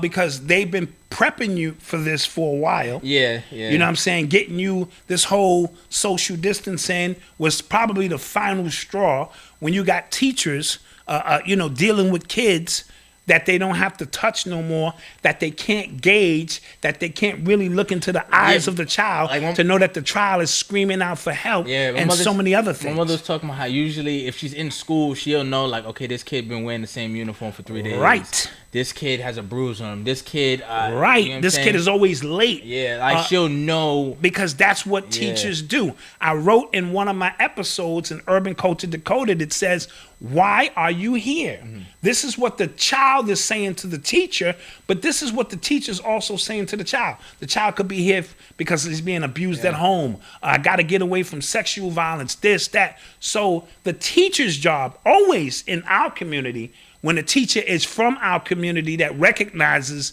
these things, becomes that second parent. Right. Sometimes the primary parent. Yes? Yeah. And when you no longer have the ability to do that, it's harder for teachers on the spiritual tip to gauge their students. Yep. You know what I mean? Yep. So that's something to think about. And I spoke about the whole social media thing is confusing to me anyway. I was typing people in capital letters. He types in caps all the time. And I had people saying, yo, son, why you yelling at me? And in capital letters, I'm like, what are you talking about? And they say, son, I'm ready to get at you, Dot. And I'm like, in capital letters, I have no idea what you're talking. So I'm yelling at them. And so I had no idea that the capitals meant every time I was yelling. I did not know. Every time he types something up for Urban X, I'm just like, yo, stop typing in caps, bro. Like, that's my thing. What's Caps. good with you? And I did not know the nuances of the language. Yes. Right? I don't know how young dudes mac with girls today. Well, that... okay. Explain to me how this is like, yo, how do you look into her eyes? How do you, touch her? How do you bring about a certain vibration? How does she feel your energy? I'm not talking about send me a pic. Yo, send me a pic, man. I'm not talking about that shit. Well, I don't know how people deal with if they just meet somebody on social media like that. And they, I don't know how that really works. Because usually if I'm texting you, I probably met you in person. I most likely met you in person. We spent hours, just on the phone. Yeah. Laying there. You go, no, you hang up. No, you hang up. No, you hang up. No, you hang up. You know what I mean? This and that. Get off that goddamn phone. I got to make a phone call. Shit like, where, that kind of stuff. Not my text messages with emojis is, oh, he sent that emoji. That means that. Like if you send what's the pickle or the penis? It's the eggplant. The eggplant. Oh, he sent the eggplant. Woo! This conversation is going to the next level. If you sent me what's the one for the ladies? Peach fuzz. Yeah, the peach. The peach. If you sent me that, I think you were hungry.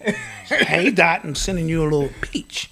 I like peaches. Peaches is great. I wouldn't even know what I'm supposed to say behind that. Yeah. So this whole new language thing, it's got me confused. Well, that's why communication on all fronts has broken down. Even the bullying shit. Yes. How can you bully me and you're not in front of me? Yeah. How you bullying me with some words on a screen? Well, I told you that's because usually, like now with social media, moments stay longer than they should. Okay, gotcha. Somebody can hold that. You lose a fight in school. We talk about it today. We talk about it tomorrow. And then it's over. It's over. Yeah, right.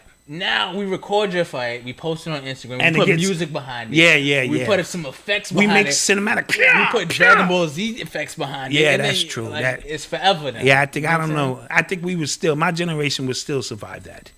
Because we had to get in and I had two pair of pants. My generation was the last generation. So I had 2 pair of pants and 4 shirts. We would have teased you. Dude, right. And you know what? It built up character. Yeah, no, because my snap game was so tight as a bum. They used to call me Bionic Dirt, which meant my dirt had superpowers. Jesus. Clap that up. I wasn't just dirty, I was a mystic. Jesus. Right? I'm just giving it up. I was a dirty mystic. But my snap game, as it should. Like it was when I was a counselor at a camp. It was this one kid. Again, he was always like he wore the same thing, but like he was so funny. Yes. So funny. Just quick on his feet. You all have the to be. You time. I was have to like, be yo. because I got strikes against me already, so I got to be sharp with what it is. And kids are mean. Like, kids are very mean. Because one time he was going back and forth with like one of like the popular kids. Mm-hmm. He was getting them, and then the popular kids. You know what? You live in a shelter. I was like, oh, wait. Stop. Scratch record. Hey. Yeah, that's a bit far. Yeah, but there's no holds bars. Yeah. That's why I used to get at Eli all the time. You know what I mean? Son, you can't walk, nigga. Like, what are you gonna... and then it built his shit up in school that they was trying to come at him. He's like, that's the best you got? Yeah. Odyssey has a beautiful birthmark on her face. Every day, I swear. Look, that's a booger. I swear that thing is moving. Odyssey, that thing is breathing every single day. And Odyssey's hilarious. And she's hilarious. She Odyssey's has... mad funny. she has skills. And Eli has skills, too. He does. You know what I mean? My kids are battle-tested. You know what I mean? The most battle-tested person here is my wife. You know what I mean? Because she's like the product of all my jokes. Yeah. And she was like... And then when she drops a bomb... because she'll hold hers. See, wifey don't just retort. Yeah, she'll hold hers. She got off on Eli one time. We were all like, whoa. Yeah. She'll hold hers until the right time and then drop her bombs. Yeah. She's calculated. So get your questions ready. Yeah, let's answer You some are questions. tuned into the Let's have some fun. sounds of Urban X. That when you get Phil Valentine as a guest, that can happen. That's low hanging fruit for me. Meaning that's the God. So I can call him. We were just speaking to him. We was just speaking to him. You know what I'm saying? On some fatherhood stuff and some other stuff. So we can do that. If y'all want to see that, we can do that. My thing is we try not to replicate what our neighbors are doing. You know what I'm saying? Rich and this one and that one. We're trying to bring you. That's why we don't have a lot of guests. Because, we could run the gamut on the guest. And I'd be willing to do that to promote a product or something like we spoke about. But to just, do it for the sake that we can do it, not really big too much on that. Somebody keeps asking about the Zulu Nation. What about the Zulu Nation would you like to know? The Zulu Nation, I'm going to sue them for calling them Zulu, but can't even speak Zulu. Is that the question or is that somebody else? I don't know. Is that the same person? Yeah, he's not asking a question. He's just... making a statement? Yeah. Oh, she. Or she. Well, here's the thing. In hip-hop, just speaking about hip-hop in general, we have a tendency to take on characters of things we've seen and admired, and some good and some bad. Like when we call ourselves Young Gotti or this and that, that doesn't directly come from our culture. But when Africa Bambaataa went to Africa and interacted with the Zulus, or as the story goes, or saw a movie, I don't know, whatever his legacy, whatever the legend is, if he's telling the narrative, you know what I mean? So whatever happened with that, he thought that would be a great name to infuse with young people who didn't know who the Zulus were. So if you're gonna sue him for that because they don't speak Zulu, then, or if you're saying that they're not following the Zulu principles, good luck with that. And shouldn't he be sued for something else? Yeah. Good luck with that one. Yeah, and the Zulu Nation here can probably beat the Zulu Nation there. Just keeping it a buck with you. These niggas over here is crazy. You Zulu from South Africa. Oh, fascinating. Fascinating. Okay. Fascinating. So just to give you a better understanding of what we're saying. You know what I mean? So you speak, which language is that? Zulu, right? They have their own language. Yeah, right. Okay, so because there's a couple of the main languages in South Africa. It's the one, the click. I don't know how to say it. I don't know. I don't want to ruin it. But I know that's what they were speaking in Black Panther when they were talking. Oh, okay. They were speaking Zulu. They're not Zulu. They were speaking the other language. Okay. And they kept that movie as authentic as they possibly could. Okay. So with that being said, knowing and understanding that, I'm trying to give you a better understanding of, what it's from. And, when we take these names, Captain this and Grandmaster that and the Wizards of this, that. And, we all took on these monikers and names, which best describe who we were. I was KD the Captain. I was Mr. Delirious KD. I was Dark Man. Had all of these. Cool D, of course, was the first name. No, my first name was Chiba La Rock, baby. Chiba LaRock. I ain't even smoked then. But it was a joint. He was a fraud. It was a break beat to go, hey, what's happening, bro? Got that good Chiba. That was my joint. You know what I mean? So, you know, and so that was my first name. I didn't even smoke. I was too young to smoke. Chris Davis says, yo, Dots, why can't the conscious community on YouTube have a unified front, especially now? So what I've noticed now, not even just in the conscious community, in every little community there is, everybody are trying to one-up each other intellectually. Oh, okay. They're just trying to show off with who knows what. And I used to think it was a black thing, a conscious community thing. It's literally every community thing. Like, everybody tries to one-up each other with this book I read, you know, this information. Yeah, I mean, this is the only way we need to do things. And I don't know how to combat that. Again, we're in our infancy stages of trying to unite on levels we never united before. True. And what I mean by that is, you know, these platforms have created, instead of unity, and the most folks, like we all fighting for primetime sales or something. I don't know what's going on. You know what I mean? Yeah. But whenever you come into knowledge, and knowledge is what you lead with, and think that, you know what I mean, you want to be smarter than the next person, you're really battling other intellectuals. Whenever I went to do a lecture, my goal was not to impress my peers. Right? But you know, it's crazy. That's how intellectuals write books. They write books to impress other kids. Intellectuals. It bugs me out. If to me, if I'm going over my audience's head with whatever I'm trying to convey, I've lost. So my whole goal is, did the people understand what my vision was, what my ideas was, what I was trying to convey? If they did, because if you get into a battle, yo, I'm gonna impress A.A. Rashid with this one, I know Rep, then you're wasting time. Then it's a pissing contest. So never that. And nobody wins like that. And nobody wins. We trying to help people, and we're just sharing. I'm just giving you my opinion, what we know, and we don't know it all. You know what I mean? So, you know, again, fame is an intoxicating thing. Bro. You know, once you create your personality and now people see you as something, you know, relevant, then it becomes an issue, and that can become intoxicating, and then there's a few dollars involved, and, you know, but to me, the cream always rises to the top. Those who, you know, who are there putting in the work, who generally want to offer you anything. You know what I'm saying? Whether they have a product that you feel like that CMOS is good, you know what I'm saying? Yeah. Or they have some information that they want to share, and they're not trying to sell you something or push you down a road to do something else, because that always makes me very uncomfortable on my show.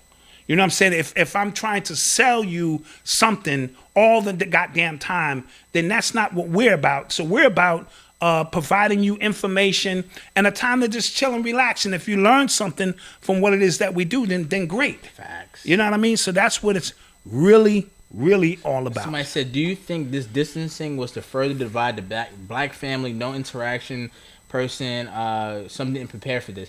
Yeah, I think it's something to that, because I think a lot of people didn't realize how important just social interaction is. Yes. It really affects your mood so much. Absolutely. That's why a lot of people now that they're getting a chance to go out, they're saying, I don't mask. Yes, right? yes. I just need to see my friends. Absolutely. I just need to see my family. Absolutely. And some people just taking walks. Like, they just need to be outside. So there's something about sunlight. There's something about just talking to somebody. There's something about a hug from your grandmother. That's a fact. You know what I mean? Yeah. There's something about a pound from your boy. Yeah. You know what I'm saying? There's something about the whole interaction that's the spiritual connection. That's why Zoom is being valued more than all 7 major airlines right now. Wow. Zoom, the audio, I mean the webinar and stuff like that, because everybody is just feeling, they just need some type of interaction with somebody. So even the first time me and my friends, we did a Zoom conference with, I was so happy to just see them. Yes. We laughing at everything everybody's doing, like, yo, you and everybody need a talking haircut. at the same time. Yeah, I was just so happy to see everybody. You know what I'm saying? So I get it. There's some people that just can't wait to go back to work to see their coworkers. Yes. People that complain about work all the time and just can't wait. They see the value in it. Yes. So Ebony Shantae asked about the 2 stores that burned in Harlem, a second store. Okay, Was that about insurance? So Lazarus burned down. Yes. Lazarus burned down, and there was a controlled fire. That said it looked like a controlled fire. Yes. Nothing else burnt. Right. Just that store. If you've seen it, and apparently there was pictures of a fish joint. I think it was something 130, something like that, called House of Seafood that burned down. I don't know if that's true. I haven't gone by. Okay. It could be an old picture. I got you. Because I didn't see a video, and I just seen a picture of it burning down.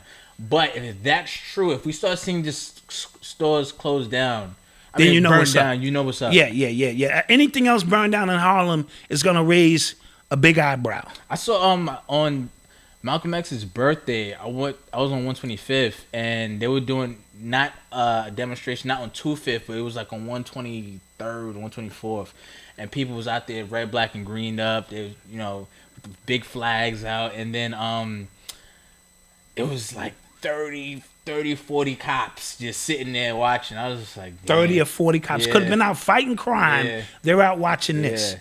Death Rock, do I remember the pay phones you had? Of course. You had to go make the phone call with. Got to have your dimes ready because it was like a dime or a nickel. And you get it. It's like a dime and then a nickel to extend the conversation. Absolutely. Then we got slick and got the numbers to the pay phones and had people call us on that and have unlimited calls. Absolutely. Damn, Death Rocker, you showing your age, baby. You showing your age. Pay phones, baby. Beepers, you know what I'm saying? We had the beepers going and... Anybody on the house party app? Yo, so you ever been on that? No, I haven't been on the house party. That My wife won't let me go. Yeah. That joint is, I don't know She about said, that. you ain't going. Where's my super suit, woman? Why you need your super suit? Yo, because you can like be on a face chat with somebody. If you don't lock it, somebody else can just join. Really? Yeah, so if I just see y'all on, I'm on, I could just join y'all conversation. So it's like being in the club. It's like actually being at a house party. Like if you don't lock it, it's anybody can come in. Gotcha. I don't like that. I don't like that. Yeah, I don't like that. Wow. That's crazy. Actually, what your interests are, who you be with, things that make you smile, right. What numbers to dial. You gonna be here for a while? I'm gonna call my crew. You gonna call your crew, right? What do you think Biggie's best verse was? Ooh. I'm gonna say the Juicy verse. Ooh. You know what I'm saying? When he was just trying to feed his daughter, put a little money, you know what I'm saying? Call the cops on him, you know what I'm saying? You know, every time he I had hear, so many. Every time I hear that, it's funny because like, yeah, I'll call the cops on you too. Yeah. You hook up my house. I'll call the cops on you too. So I just thought that represented for him celebrity. It represented, you know what I'm saying? Phone bill about 2 G's flat. Okay. No need to worry. My accountant handles that. So I'm gonna say whole crew was lounging. You know. I'm gonna say either one of the verses on kicking the door because it's so fire how he dissed all those people. Oh yeah. That was his problem. Without saying no names, yes. He just like y'all know who I'm talking to. Yes. And then you ever heard You'll See with the Locks? Yes. Cause they said he came right on and dissed them too. Yeah. He Niggas just talking it but ain't living it for style pop from sipping it mall pat. They said he was talking directly to them. Yeah. Cause he was just like he knew we was lying about everything we rapping about. So yeah, the Warning verse too. Warning was fire. Who the fuck is this paging me at 5:46 in the morning? I mean, crack of dawn and now I'm yawning. Wipe the coal out my eye. See who's this paging me and why. That whole story breakdown. That was just ill body. Yes. Oh, give me the loot. Chicken heads in my bathroom clucking. It ain't nothing. They know Big B handling. Yeah. He just went off. Yeah. He went off. Warning Jesus. Yeah. You know what I'm saying? Squeezing bus. Give me the loot was hard. 10 Crack Commandments was hard. Oh yeah. 1, 2, 3, 4, 5, 6, 7, 8, 9. Just know. It's the 10 Crack Commandments. When it's Daddy Day and it's just me and him. Yeah. We gotta listen to like Mozart, right? Like we gotta. You don't want to hit him with the 10 cracks. Daddy, Papa, what's the 10 cracks? Huh? Listen to Mozart, right? It's the 10 cracks. Baby Einstein, right? 10 crack command. Something about. Do I need to know what the 10 cracks is? Oh boy, we gotta talk, Malcolm. We gotta talk. Yeah. Ready to Die was hard too. Isaiah Muhammad, thank you. I appreciate the content. Black Dot is a living legend. And the God of hip hop legends. Thank you. Okay, yeah. Yeah. Appreciate that support, Isaiah Muhammad. And we thank you guys so much for joining us. Don't forget to hit that like bell. The like button before you. Let's answer a few more questions. We're good. Okay. And then remember, guys, Professor Griff is debuting his album next door. 15 minutes. In about 15 minutes. Yeah. So we can all go over there, because that's what we're going to do. We're going to go on over, and we're going to tune in and check out some of the vibes, because we got to show support. I just want to throw something else in there. I got the new Kamala album. Ooh, Exclusive. Like, I can't let y'all hear it. Nobody even got that. Yeah, because he'll stab me up on some unrevealed shit. You know what I mean? But he hit me with the album. I think I'm going to bring him up here on a Tuesday. You know, one of our off days, since we on Monday and Thursday and we do the HULC on Wednesdays. Maybe I'll send him down here on a Tuesday and interview him, and we'll go through some things and share some love. We definitely will do that. And we know Oba is still cooking up. What Oba is cooking up. You know what I'm saying? So any other questions? They live the energy. Zulu is a super powerful. Zulu is English in heaven. Zulu is heavenly language. I can't disagree with any of that you're saying, but I'm trying to show you, because of our reverence for them, they chose that name to become warriors here. Now, it would have been great if we would have stayed connected with the Zulus there, and we could have created an exchange program. We sent a B-boy over there. You send a Zulu warrior over here. But that's in utopia. You know what I mean? So somebody asked you a question. Having a baby during the pandemic. Oh, during the HULC. Right, during the HULC. They sent the question in for you, and they wanted to know, how are you preparing mentally, you know, for bringing in a baby during this time, during this era, during this crisis, with all of the vaccines and just all of the trials and tribulations that a new father is going to face. Yeah, so it's different because even, you know, a lot of new fathers last year, right? Say you were just having your first kid last year, is way different than what's happening now because of all the, you know, corona and stuff like that. Like, at first I was going to every doctor's appointment, and then at a certain point they just said you can't come anymore. Got you. You know what I'm saying? So that was different. When it comes to just people's hesitation when it comes to just, you know, the virus and things like that, like, at first, I feel like before, when you had a kid, you already didn't want a lot of people around the kid. Yes. Now that's kind of heightened, and that makes me sad too, because obviously you want to take the kid everywhere to see all his family. I've always been one to say, for the first month or two anyway, you know, because people have germs. That's a fact. You know, the baby's coming from a very spiritual place and getting acclimated. So I've never been one to want to press anybody's kid that just get born. Send me some pictures. And this is my grandson, so I'm super duper hyped and want to, you know what they should bottle? Baby breath. Somebody out in the chat, you know what I'm talking about, man. If you could bottle baby breath and just, it's something about baby breath, baby hair, everything about babies, right? So, but I understand, and now I'm understanding that it may be even a longer period it's because of what we're going through. And it makes me sad. It does make me sad, because, like, I've always been of the mindset, like, you know, she still has a grandmother. I still have a grandparent. So I want them to see the baby. Right. I want them to lay eyes on the baby, and then we have a gang of grandparents. Yes, you know absolutely. I want all you guys to see it. I have my siblings. I want them to see the baby. So right, because the baby is the new addition to the village. Exactly. And we want to celebrate that, but we have to be cautious during these times. But the baby will not lack any love. Facts. Because we're going to bring that love. And you're supposed to add in a. I'm gonna do like a wish list. A wish list just for the Urban Nation. Just for the Urbanxnyc Nation. I'll have it up by Monday. Yeah, by Monday. Can we have that up by Monday? Because people want to show support, and everything we do as a collective is a part of our unit. Yeah. And we love sharing all of this with you guys. And you already received a few dollars from some people who said, "Listen, this is for the baby."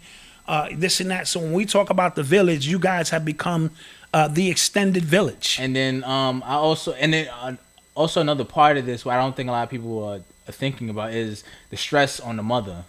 Oh, absolutely. I know 2 people I went to college with who had their kids at least like 9 weeks ahead of schedule. Yes. And I don't know what that's about. Like, literally, I found out somebody else today as well. I don't know if that's a stress. I don't know. But especially right now, it's a stressful time. Listen, these are very stressful times. And even, listen, mothers growing up in the hood already deal with built-in stress. Right. You know what I mean? So you're always trying to relax the environment as much as you can. But when you add this kind of external stress, you know what I mean? At least your wife ain't mad at you for not being here, calling you a bunch of crazy, that nigga ain't shit. You know, so you got mothers dealing with all kind of stuff. So then when you add these external things, holding on to the baby, creating a perfect environment is the best that we can do. Yeah. You know what I mean? So that mommy can just saute and simmer, you know what I'm saying? And make that particular time. So yes, you know, these are trying times. Facts. I saw another question. Before we get up, do you think the government releasing all these UFO files and footage irresponsibly, like breaking it down to the masses after telling the world? I think that, yeah, it's something to that.